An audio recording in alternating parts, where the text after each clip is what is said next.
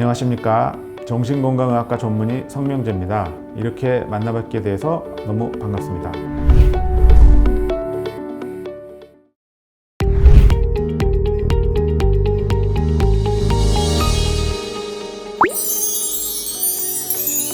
저는 대화를 할 때 갑자기 멍해지거나 상대방이 무슨 이야기를 했는지 잊어버리는 경우가 많습니다. 그럴 때 가족이나 친구들은 또 멍 때리기 시작했냐며 박수를 치거나 테이블을 두드리기도 하는데, 알게 된 지 얼마 안 된 사람들은 자기를 무시하냐고 오해하기도 합니다. 대화에 집중하지 못하니 마음과는 다르게 자꾸 딴소리도 하게 되고, 사람을 대할 때 자꾸 주눅이 듭니다. 이제는 새로운 사람을 만나거나 대하는 게 두렵고, 나는 왜 이 모양인지 자존감이 바닥을 칩니다. 상대방의 말 한마디에 기분이 좋았다, 나빴다, 널뛰게 하는 경우도 다반사고, 집중 안 돼서 그런 건지 분명히 다 할 수 있다고 생각했는데, 회사에서 일을 처리할 때 정해진 기한을 넘길 때가 많아 상사들에게 지적을 많이 받습니다. 해고되면 어쩌나 스트레스를 받으니 먹는 걸로 푼다고 이것저것 하는데, 사실 냉장고에는 더 이상 들어갈 자리도 없습니다.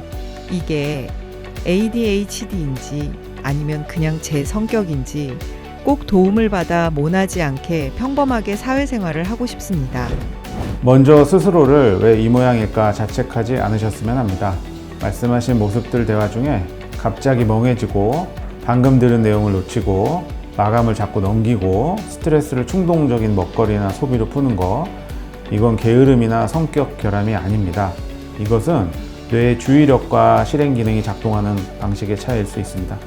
ADHD는 1902년 영국의 수학과 의사가 처음 보고할 당시에는 도덕적 통제력의 결함이라고 오해받기도 했지만은, 현대의학에서는 전두엽의 도파민, 신경전달 물질의 불균형으로 밝혀져 있습니다. 특히 성인 ADHD는 산만하게 뛰어다니기보다 이렇게 조용히 주의가 흩어지고 감정이 크게 출렁이는 형태로 나타나는 경우가 많거든요. 다만 사연만으로 ADHD가 맞다고 단정할 수는 없어요. 불안이나 우울, 수면 문제도 비슷하게 보일 수 있거든요. 그래서 더더욱 전문의에게 정확히 평가를 받아보시길 권하고요. 원인을 알게 되면 지금까지 자신을 향하던 비난을 내려놓고 관리할 수 있는 문제로 바꿔갈 수 있습니다. 충분히 평범하게 잘 지내실 수 있습니다.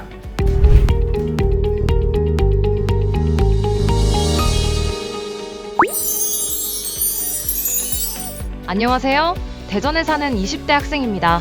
저는 초등학생 때 정신과에서 ADHD 진단을 받고 약을 복용했던 경험이 있습니다. 그런데 식욕저하 부작용으로 밥을 잘 못 먹고 성장기에 살이 너무 빠져서 부모님이 투약을 중단했습니다. 그 이후로 더 이상 병원에 가지 않고 성인이 되었는데요. 어릴 때부터 한 가지 일에 집중하기가 어렵고 여러 일을 동시에 벌이는 경향이 있습니다. 또 충동적으로 큰 돈을 결제하는 경향이 있습니다. 어릴 때 약 복용을 마음대로 중단해서 ADHD가 치료가 안 돼서 이런 증상이 성인까지 이어지는 걸까요? 그렇다고 약을 다시 복용하면 또 어릴 때처럼 과하게 살이 빠질까봐 걱정됩니다. 학업에까지 영향을 미치기 때문에 치료하고 싶지만 큰 가격 대비 얼마나 약을 먹어야 고쳐질지 몰라 병원에 가볼 엄두가 나지 않습니다. 어린 시절 약을 중단해서 ADHD가 성인까지 이어진 건 아닐까 많이 마음 쓰셨을 것 같은데, 그렇지 않습니다. ADHD가 성인기까지 이어지는 것은 약을 끊어서가 아니라 원래 뇌의 신경 발달적 특성이 일정 비율에서 자연스럽게 지속되기 때문입니다. 그러니 그때 부모님과 본인의 선택을 후회하지 않으셔도 됩니다. 성장기 식욕 저하로 고생하셨던 기억 때문에 약 복용이 두려우신 점 충분히 이해합니다. 식욕 저하는 비교적 흔한 반응이지만 성인은 성장기 아이와는 신진대사 상황이 다릅니다.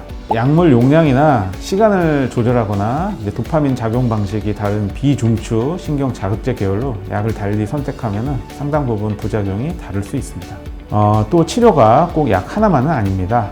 전문의 선생님과 함께 효과와 부작용을 보면서 개개인에게 맞춰 조정해가는 과정을 우리가 개별 맞춤 처방이라고 하는데, 요거는 정해진 답이 있다기보다는 진료실에서 함께 찾아가는 부분이 되겠습니다. 비용이 부담되신다면 보건소나 정신건강복지센터처럼 도움받을 수 있는 곳도 있으니까 다시 한번 문을 두드려 보기를 권합니다.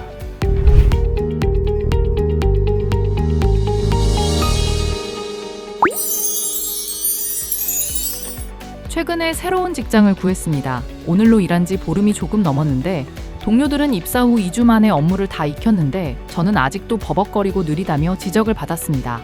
저도 빨리 배워서 동료들에게 도움이 되고 싶은데 ADHD 때문인지 집중력이 너무 떨어집니다. 원래는 9시쯤 퇴근해야 하는데 오늘은 혼나는 바람에 10시 가까운 시간에 퇴근했네요. 제가 그렇게 부족한가, 우울하기도 하고 아직 수습기간도 다 못 채웠는데 너무 재촉하는 게 아닌가, 직장 동료들이 원망스럽기도 하고 생각이 많아집니다. 일단 외우는 거라도 잘하면 좀 낫다는 소리라도 들을 수 있을까요? 한 번에 잘하고 싶은데 마음처럼 되지 않습니다. 일할 때 제발 필요한 게 빨리빨리 생각났으면 좋겠습니다. 지금보다 나은 사람이 되고 싶고 직장 동료들에게 제대로 도움이 되는 모습도 보여주고 싶어요. 병원에 가서 약을 처방받는 방법밖에 없는지 궁금합니다. 차도 없고 일하느라 바빠서 병원에 가기 어렵거든요. 약 처방 외에도 당장 도움이 되는 방법이 있는지 조언을 구하고 싶습니다. 입사하신 지 이제 보름이라고 하셨죠? 그 짧은 시간에 누구보다 애쓰고 계신 게 그래서 느껴집니다. 먼저 한 가지만 짚을게요. 2주 만에 다 배웠다는 동료와 자신을 같은 선에 두고 모자라다 여기실 필요는 없을 것 같습니다. 사람마다 뇌에서 정보를 처리하는 속도는 다르거든요. 그리고 약 말고 지금 당장 도움이 되는 방법을 말씀드리면, 첫 번째, 기억을 머릿속에 담지 말고 한 곳에 적으세요. 이것은 1970년대 심리학자가 정립한 작업기억이라는 개념에 따른 건데요. 우리 뇌가 한 번에 쥐고 있을 수 있는 정보량은 한계가 있습니다. 그래서 메모가 여기저기 흩어지면 오히려 뇌에 짐이 되거든요. 그리고 두 번째, 큰 일은 잘게 쪼개서 지금 바로 이 하나에만 집중하세요. 또 세 번째, 알람과 타이머를 적극적으로 쓰시고 숙면, 가벼운 운동을 꼭 챙기세요. 집중력은 잠이 부족하면 가장 먼저 무너집니다. 다만 이 집중력 저하가 ADHD 때문인지 새 환경의 긴장 때문인지는 확인이 필요합니다. 요즘은 야간, 주말 진료나 가까운 정신건강복지센터처럼 시간을 덜 들이고 도움받을 수 있는 길도 있으니 너무 혼자 버티지 마셨으면 합니다.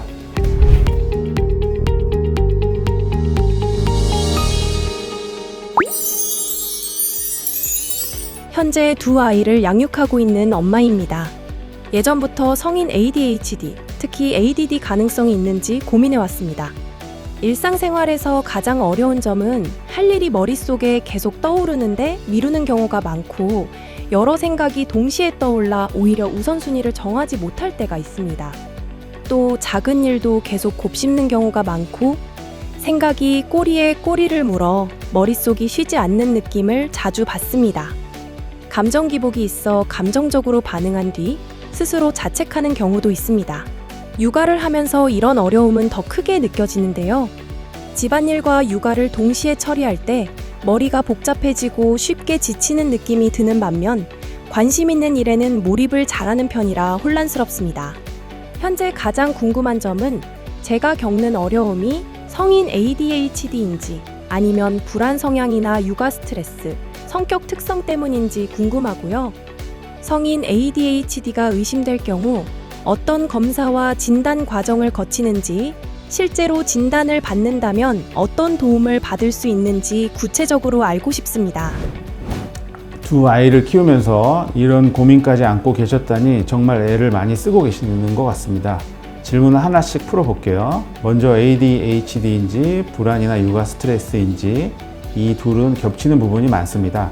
특히 사연자님이 언급하신 ADD라는 것은 1980년대 미국 정신의학회 진단 기준 용어거든요. 근데 그 용어가 2013년에 DSM-5로 개정되면서 ADHD라는 명칭으로 통합이 되었습니다. 미루기, 정리와 계획의 어려움, 이를 동시에 벌이는 것, 이 ADHD의 실행 기능 특성과 가깝고, 생각이 꼬리에 꼬리를 무는 반추와 걱정은 불안과 더 가깝습니다. 그래서 ADHD 증상인지 반추에 의한 증상인지 이것은 좀 감별할 필요가 있을 것 같고요. 관심 있는 일에 깊이 몰입하는 과몰입 역시 흔히 보이는 모습입니다. 다만 이제 두 가지가 함께 있는 경우도 많아서 사연만으로는 단정하기 어렵습니다. 진단은 보통 이제 어린 시절부터 이야기를 자세히 듣고 자가보고 설문 검사를 하고 필요하면은 주의력 인지 검사, 갑상선 같은 신체적 원인을 배제하는 과정을 거쳐서 종합적으로 판단을 합니다. 이제 진단이 되면은 이제 약물뿐 아니라 상담 치료, 인지행동 치료, 생활 구조를 바꾸는 생활 습관 교정까지 함께 사용할 수가 있습니다.